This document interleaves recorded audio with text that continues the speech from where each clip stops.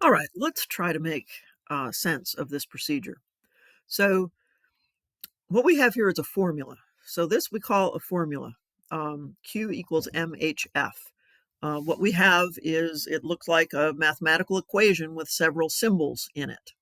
And then below that, we have a list that includes a symbol on the left with an equal sign and a value on the right. And the value consists of a number, which is digits, and then following the number, a unit. So here we have G is the unit. Here we have J over G is the unit.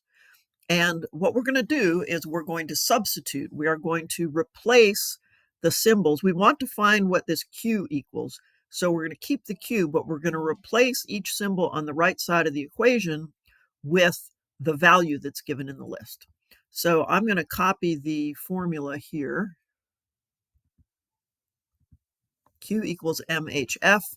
And then what I want to do is start with Q equals on the left. And I'm going to replace M in the formula with a value of M, which is 19.4 G. Let's see if I can do that here.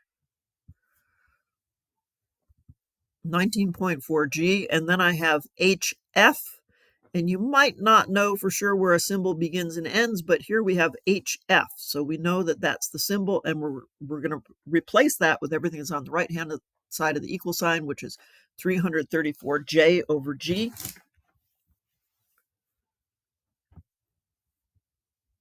See if this works. Okay, so in this case, there are a couple of different ways to express this. I've used a dot to indicate multiplication.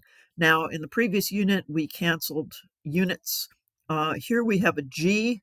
This is effectively a numerator. Here we have a G in the denominator. I'm going to grab these little lines and cross those out because if we have the same thing in the numerator and denominator, they cancel. The only unit that remains that is not canceled is the J. And so all that remains is to multiply these two. We know the units are J, capital J, and we need to multiply 19.4 times 334 to get the numeric value of the answer. And that's going to give us 6,479.6. So the actual value for Q that we found from this formula is 6,479.6 J. Okay, going to do another one. Here's a different formula. So P2 is on the left. It's equal to P1 times the ratio of V2 to V1.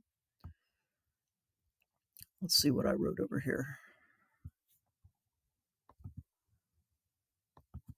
Okay, there's nothing here. So I'm just going to take P2 equals and paste it in my formula here. And now for P1, I'm going to take the value of P1. And actually the ability to highlight and copy really helps show what we're doing. We are copying and pasting. So I'm going to multiply that. And now I want to enter, let's see how quickly I can do this, a fraction. Okay, the value for V2 is down here at the bottom.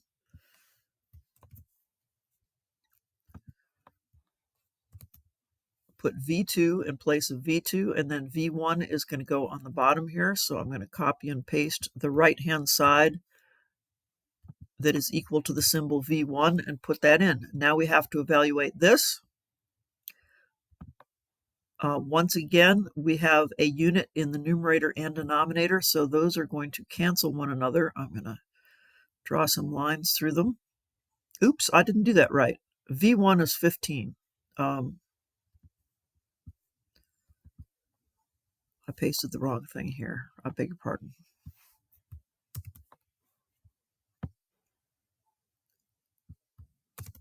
V1 is 15.0 L. So the L's, we still have L over L. Anything over itself is 1. So those will cancel out. So now we're left with our units are going to be ATM. And to find the numeric portion, we're going to multiply, we're going to take 0.882, multiply by 9.5, and divide by 15.0. And let's see if that is here. Oh, I guess I intended to plug it into that formula there. Let's see what I put in the last line. Okay, so P2 is equal to 0.5586 ATM. Some time passed since I set this document up. That's why I can't remember exactly what's in it. I got interrupted yesterday while I was trying to make the screencast. All right, so here we have one more problem. Our formula, the equation with the symbols in it, is N equals PV over RT. So we're going to plug in, replace all the symbols on the right-hand side of this with the values of those symbols in this list. So we're just going to, where it says P, we're going to put that value in for the P. Where it says V, we're going to put the value of V in for V. We're going to put the value of R in for R. We're going to put the value of T in for T. So let's see what I did here. Did I put N equals, maybe? And I may have put a fraction in here. Okay, so I'm going to start with P. I go over to the list. The value of P, that is everything to the right-hand side of the equal sign, including the unit, is 1.033 ATM. And now I want to multiply. See if I can find we'll just use a cross. We'll do no, actually, I want to show you a different way of doing it. So a different way of doing it is to put parentheses around things and just put them next to each other. That's another way to indicate that we're multiplying. It's equivalent to putting a multiplication sign or a dot between them. So that next to the P is the V. So we go to the V, we get the value of V to the right of the equal sign, and we stick that in where the symbol V goes in the equation. I have to be careful where I click, or it will end up in the wrong place. Oops. Okay, so PV is in the numerator, and then the denominator first has R. So let me get the value of R. R is a constant. Constants have funny symbols, or funny units that are combination units. And it's very important to get in the habit of copying these things over, because they can become confusing later on if you don't. So I'm going to put parentheses here and parentheses here.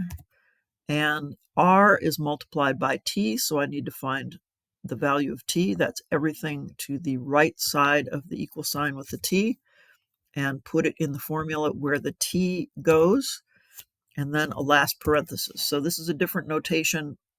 One number in parentheses next to another number in parentheses means they get multiplied together.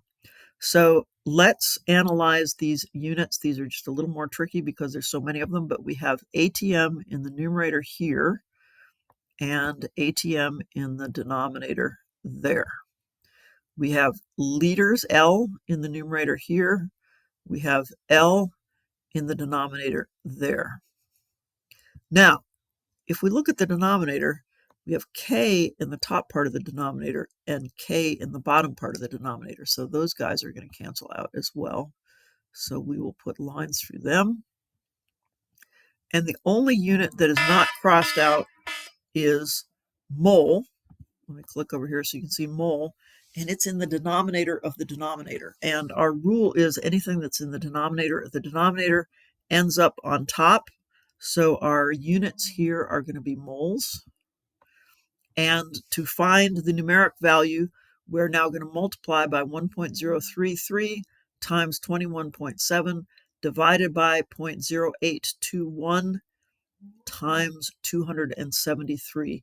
And remember, when you have two things in the denominator, you need to, using your calculator, you need to do one of two things. You can either put a pair of parentheses around the whole denominator as you multiply, or you can simply say, I'm going to multiply by everything in the numerator and divide by everything in the denominator. When you do that, it should come out to 0.968 moles. And that's how you do these problems. You start with a formula, you have a list of information. Each one of these identified values has the symbol on the left that belongs in the formula, and it has the value on the right. And so you want to replace the symbol in the formula with the value associated with that symbol. And then you evaluate the units the way you've already learned to do. And then you calculate the numeric part using the skills that we learned on the calculator section of this matrix. I hope that makes sense. I hope you make some progress. If not, get some help from me in class.